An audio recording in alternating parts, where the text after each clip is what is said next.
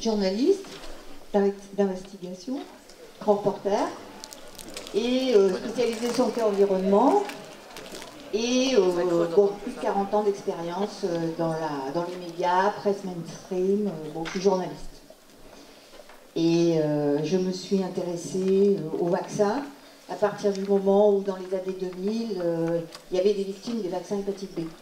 Donc j'ai commencé à les interviewer, et en tirant un fil, j'ai vu que tout ce qui était raconté au niveau officiel était faux.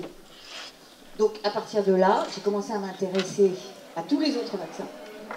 Et évidemment, pendant la première pandémie, fausse pandémie H1N1, j'ai fait des reportages à TF1 pour dénoncer les mensonges de l'OMS, et ça passait à l'époque. C'était pas facile, mais ça passait. Et puis bon, après, j'ai quitté TF1 et maintenant je suis journaliste indépendante. J'ai écrit des livres, et en particulier, j'ai écrit un livre qui s'appelle Le grand désordre hormonal, où je montre que finalement, ce qui est important, c'est de quoi on meurt.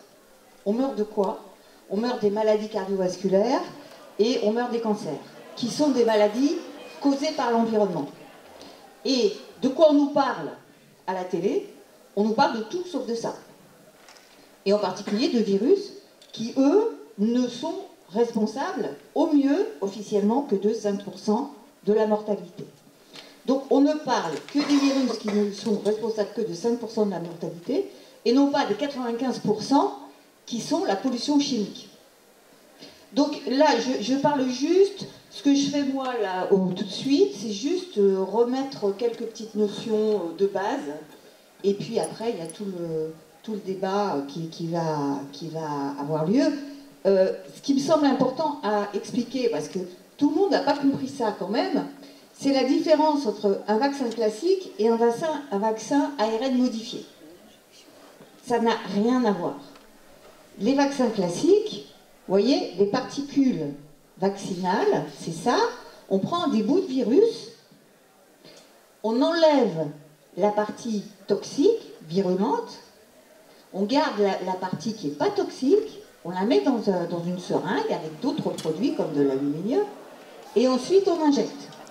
Voilà, ça c'est des particules vaccinales qui sont plus petites que les cellules. Ça c'est des cellules humaines, mais elles restent à l'extérieur des cellules parce qu'elles sont quand même assez grosses. C'est des particules grosses de morceaux de microbes, on est d'accord.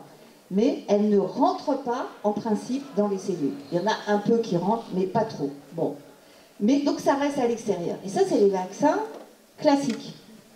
À l'extérieur, le système immunitaire peut combattre ces particules. Vous voyez? Le système immunitaire, lui, ne rentre pas dans les cellules.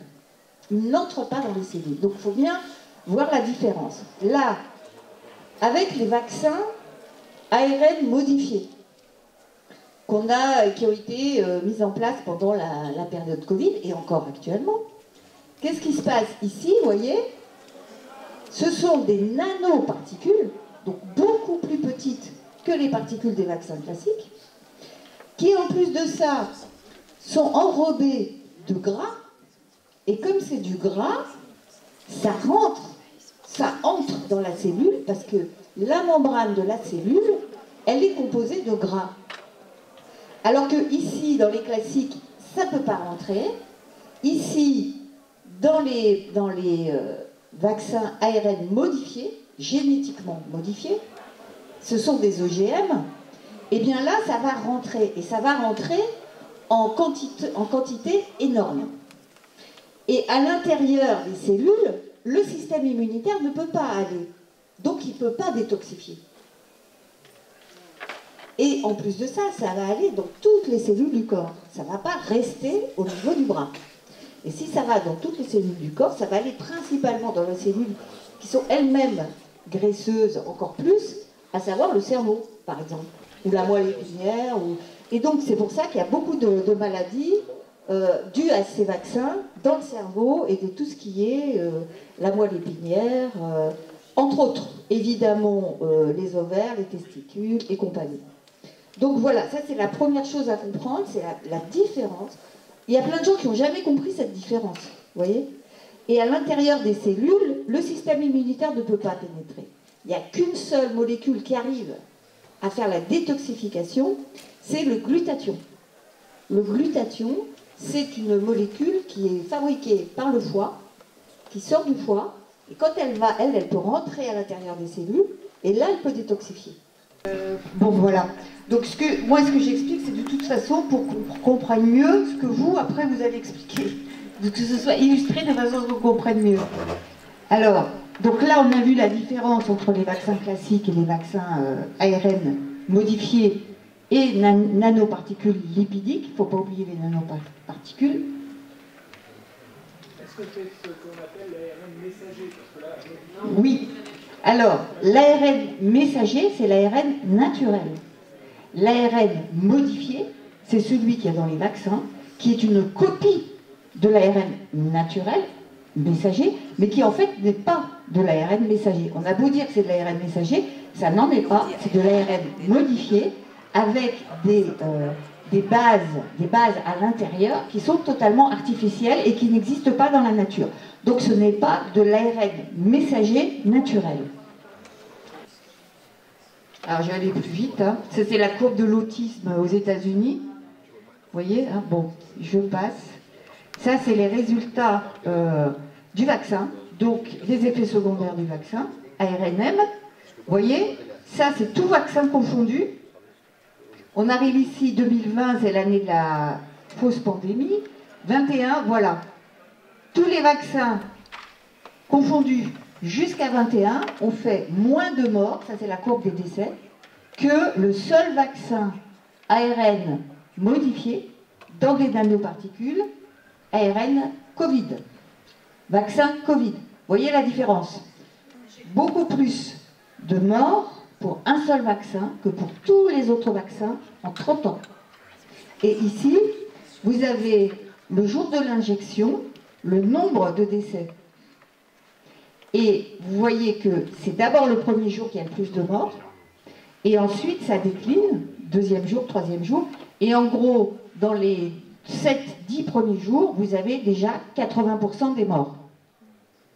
Après, il y a tous les effets secondaires à long terme qu'on ne connaît pas. Mais on voit qu'il y a plus de morts tout de suite après l'injection, ce qui veut dire que c'est bien le vaccin qui est en cause, parce que si ce n'était pas le vaccin, eh bien, il y aurait les colonnes auraient la même taille.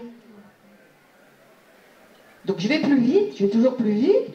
Là, juste pour expliquer, ce vaccin, ce sont des nanoparticules qui vont imiter les virus et qui vont aussi imiter les cellules humaines. C'est-à-dire qu'ils vont mettre du gras, c'est la nanoparticule, ici en bas à gauche.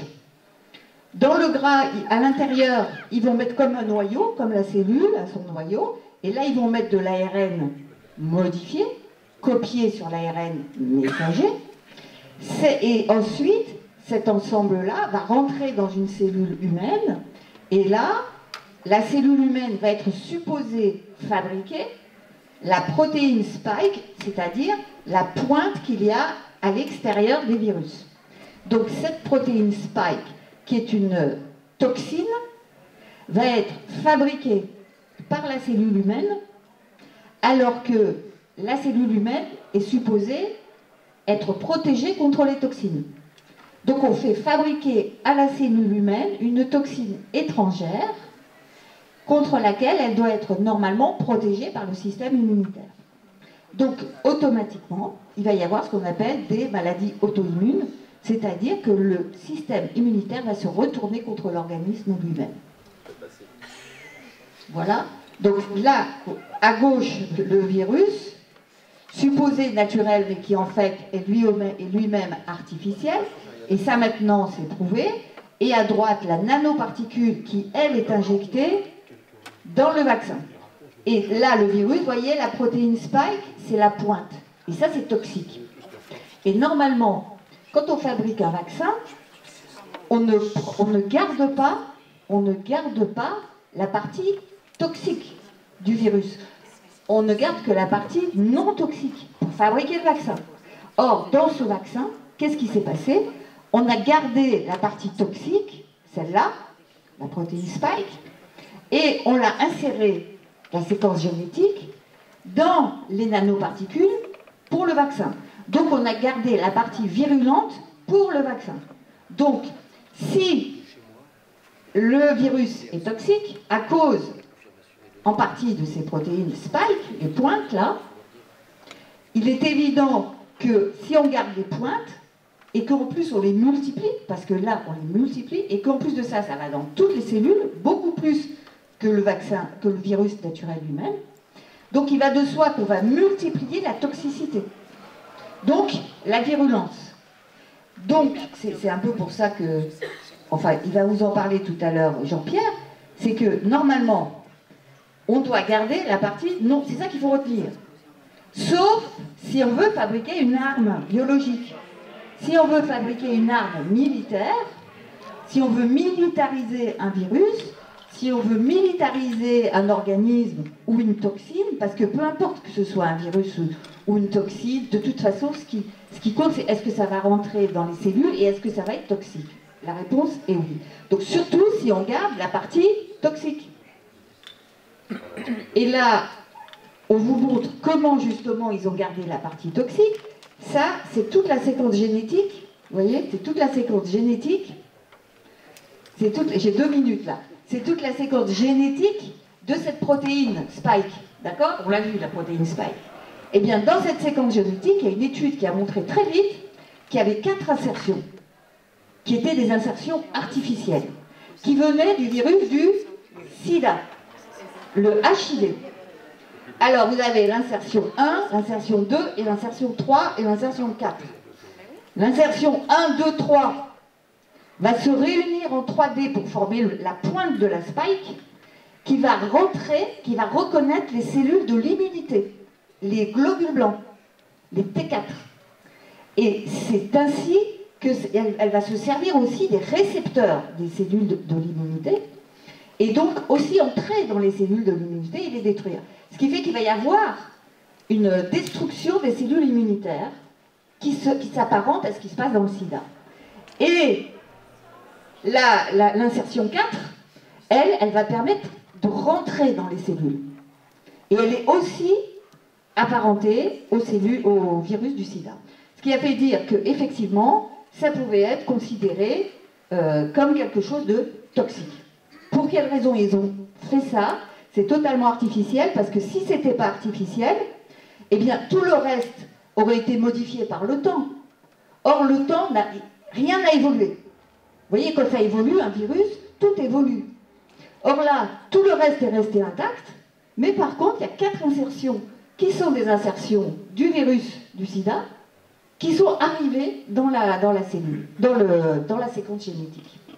Ce qui est tout à fait artificiel et qui prouve, en fait, que ce virus a été fabriqué, ce qui est d'ailleurs maintenant reconnu même par la CIA, qui jusqu'à présent ne voulait pas le reconnaître. Donc voilà, je vais arrêter là, comme ça vous avez une petite idée de ce qui se passe. Ça, c'est la cellule, et là, vous voyez, la nanoparticule qui rentre, elle n'a même pas besoin de s'accrocher à un récepteur, alors que le virus, lui, est supposé avoir besoin d'un récepteur. Or, toutes les cellules du corps n'ont pas le récepteur. Donc le virus, lui, ne pourra pas rentrer dans certaines cellules, alors que la nanoparticule du vaccin va rentrer dans toutes les cellules. Et ça, c'est beaucoup plus grave. Bravo.